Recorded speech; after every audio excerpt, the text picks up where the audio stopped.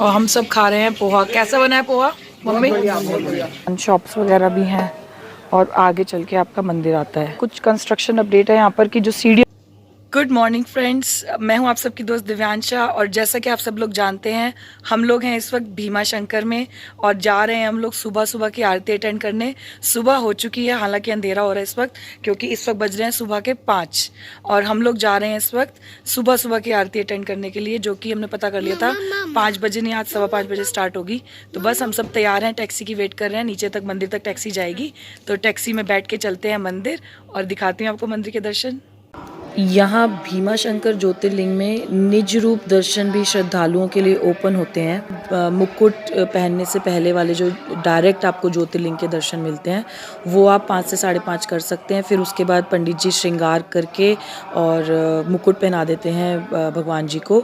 और फिर 6 बजे के बाद जिन जिन श्रद्धालुओं ने अपना रुद्राभिषेक बुक कराया होता है उनके रुद्राभिषेक करवाते हैं और फिर उसके बाद पूरे दिन के जो दर्शन और आरती होता है वो उस तरीके से फिर प्रोग्राम आगे चलता है। तो चलिए अब मैं आपको भीमा शंकर की कथा के बारे में भी बता दूं। मत्स्य पुराण और शिव पुराण में एक कथा है। उस कथा के अनुसार 3 असुर थे, विद्यनमाली, तारकाक्ष और वीर्यवान। इन तीनों को एक साथ त्रिपुरासुर कह के बुलाया जाता था। इन तीनों ने ब्रह्मा जी की तपस्या करके उनसे वरदान प्राप्त किया कि कोई भी सुर, असुर, यक्ष या गंधर्व उनको कभी भी हरा ना पाए। और वरदान प्राप्त होने के बाद में उन्होंने ऋषियों को, देवताओं को, सबको सताना शुरू कर दिया। सभी देवता भोलेनाथ और पार्वती माता के पास गए और उन्होंने उनसे मदद के लिए अनुरोध किया। तो भोलेनाथ और पार्वती माता यहाँ पर अर्धनारीश्वर रूप में प्रकट हुए और उन्होंने त्रिपुरासुर का संहार किया। उसके बाद देवताओं के अनुरोध पर शिव शंकर भगवान और माता पार्वती अर्धनारीश्वर ज्योतिर्लिंग के रूप में सदा के लिए यहीं पर रहने लगे। इसीलिए भीमा शंकर ज्योतिर्लिंग को अर्धनारीश्वर का ही रूप माना जाता है और इसीलिए इस शिवलिंग में भोलेनाथ और पार्वती माता दोनों को ही एक साथ पूजा जाता है। दर्शन हम लोग कर आए हैं, पूजा हमारी बहुत अच्छी हो गई। अंदर पंडित जी को हमने बोला कि रुद्राभिषेक करवा दो, दे चार्ज फॉर इट। अलग अलग है, 1100 में इतनी पूजा होती है, फिर 2100 में इतनी हो जाती है, फिर 3100 में इतनी हो जाती है। तो आप अपनी श्रद्धा के हिसाब से उतने दीजिए और पूजा करवा लीजिए। आराम से तसल्ली से बैठ के वो पूरी पूजा करवाते हैं मंत्रोच्चारण के साथ में और रुद्राभिषेक भी हो जाता है। आरती भी अटेंड कर ली क्योंकि सुबह सुबह आए थे, 5:15 बजे हम यहाँ पहुँच गए थे आरती अटेंड करके। आपको अगर आरती अटेंड करनी है तो पहले टाइम पूछ लीजिएगा क्योंकि इन लोगों का कभी आरती का टाइम 4 बजे होता है, कभी 5 होता है, कभी 4:30, कभी 5:15। मंदिर की वेबसाइट है, आप वहाँ गूगल पे जाइए, उस पर एक कॉन्टैक्ट नंबर भी दिया हुआ है, आप वहाँ पे कॉल करके इनका टाइमिंग पता कर सकते हैं क्या टाइमिंग है और आसपास की इन्फॉर्मेशन भी अवेलेबल हो जाती है। उसमें पंडित जी अंदर वाले हैं, वो फ़ोन उठा लेते हैं और वो सारी डिटेल्स दे देते हैं। ये मंदिर के बिल्कुल सामने राम मंदिर है। जय जय श्री राधे, सियावर रामचंद्र की जय, पवन सुत हनुमान की जय, बोलो माता रानी की जय। यहाँ एकदम बिगनिंग में राम भगवान को प्रणाम करते हुए हनुमान भगवान जी, गणपति गणेश भगवान की जय, श्री साईनाथ महाराज की जय। दर्शन करके आए और भूख लग रही है और हम सब खा रहे हैं पोहा। कैसा बना है पोहा मम्मी? और अभी हमारी इडली भी आ गई है एंड आई एम श्योर ये भी टेस्टी होगी। पोहा एक्चुअली में बहुत टेस्टी है, नो डाउट। रेगुलर पोहा से थोड़ा अलग है, बहुत टेस्टी बना हुआ है पोहा।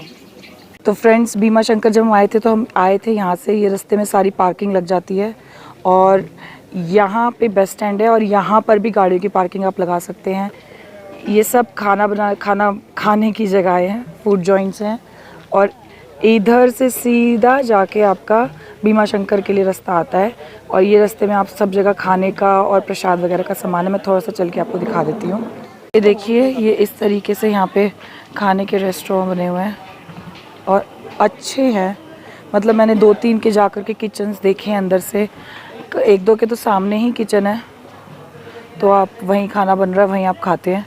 तो बहुत अच्छे से है, dhaba style I can say जो ये रेस्टोरेंट है। फिर यहाँ पे कुछ सामान शॉप्स वगैरह भी हैं और आगे चल के आपका मंदिर आता है। तो मंदिर का भी मैं फ्रेंड्स आपको बता दूं, पहले ना यहाँ पे 250 के करीब सीढ़ियाँ थी, तो आप लोग स्टेयर्स से जाते थे और 250 स्टेयर्स उतरते थे। बहुत लंबा रास्ता है, ऐसा नहीं है कि ज़रा सा पैदल का रास्ता है, बहुत लंबा है। तो अब क्या हो रहा है, कुछ कंस्ट्रक्शन अपडेट है यहाँ पर कि जो सीढ़ियों वाला रास्ता है उसको तो तोड़ रहे हैं और साथ में एक प्लेन रास्ता बन गया है जिसमें से गाड़ियाँ भी चली जाती हैं। तो हम लोग जैसे अपनी गाड़ी से चले गए थे, गाड़ी के लिए ये रास्ता है, मैं आपको दिखाती हूँ। यहाँ से मैं आई हूँ ये करके सामने से, तो यहाँ से तो सीधा जाते हैं, वो सीढ़ियों वाला रास्ता है जो तोड़ दे हैं, और यहाँ से आपका रास्ता सीधा गाड़ियों के लिए निकल जाता है, जिसमें कि गेट ये लोग बंद कर देते हैं। कई बार खुला, जैसे सुबह हमारे लिए खुला था, वापसी आया तो बंद था, तो हमने खोल लिया क्योंकि ये यहाँ पे सिक्योरिटी का बंदा बैठता है, आई थिंक ये बैठे हुए हैं अभी, जो कि आपके लिए खोल देते हैं गेट।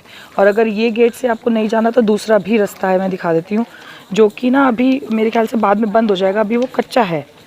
अभी के लिए मेरे ख्याल से उन लोगों ने ऑपरेशनल कर रखा है क्योंकि वहाँ पे सब बस रास्ता बन रहा है। मैं तो आगे नहीं जा रही, मैं आपको यहीं से दिखाती हूँ। ये बिल्कुल यहीं से ही लेफ़्ट टर्न है, जैसे ये रास्ता इधर से, ये रास्ता इधर से जा रहा है और इधर से जाके लेफ़्ट है, उसमें से भी गाड़ी जा रही है, और ये रास्ता वहीं से जा कर के इस रास्ते से मिल जाता है और फिर आप सीधा नीचे जा कर के भीमा शंकर में जाते हैं। तो बस भीमा शंकर के दर्शन हमारे हो गए बहुत अच्छे से, यात्रा हमारी भीमा शंकर की समाप्त होती है।